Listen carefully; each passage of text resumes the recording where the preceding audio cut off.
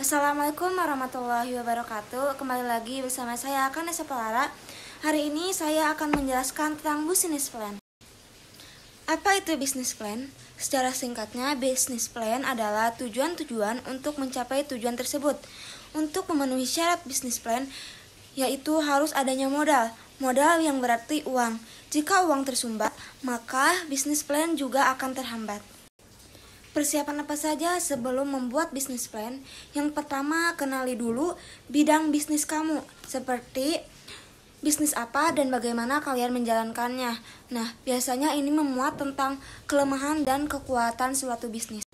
Yang kedua, ada menentukan target pasar, di mana di sini kita harus menyusun rencana dan strategis. Siapkan rencana bisnis, di mana kita di sini dituntut untuk merealisasikan rencana atau yang biasa disebut proposal.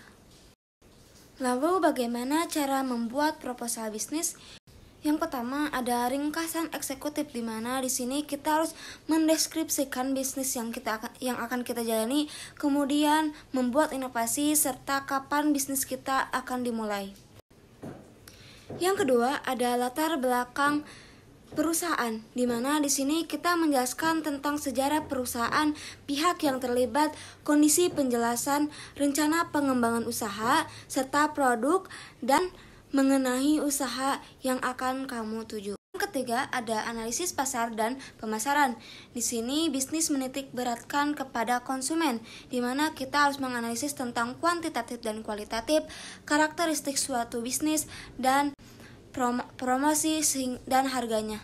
Yang keempat ada analisis produk, yaitu di mana kita mendefinisikan suatu produk atau penjelasan mengenai produk tersebut. Yang kedua, perbandingan berupa keunggulan dan kekurangan dibandingkan dengan kompetitor. Yang ketiga, ada pertimbangan lain, yaitu penjelasan tentang bahan baku dan tahap produksi.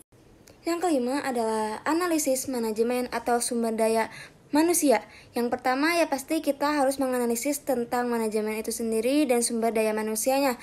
Lalu yang kedua adalah struktur manajemen yang seperti apa. Yang ketiga adalah detail mengenai jumlah pegawai dan keahliannya. Yang keempat, sistem penggajian karyawan dan tunjangan. Yang kelima adalah keunggulan dan kelemahan suatu manajemen. Dan yang terakhir ada analisis keuangan, di mana kita harus menganalisis suatu keuangan perusahaan. Yang kedua, perkiraan pendapat perusahaan. Dan yang ketiga, modal yang sekarang dimiliki. Keempat, besarnya dana yang diperlukan. Kelima, biaya operasional harian, bulanan, hingga tahunan. Dan yang terakhir, dana darurat perusahaan. Sekian dari saya. Wassalamualaikum warahmatullahi wabarakatuh.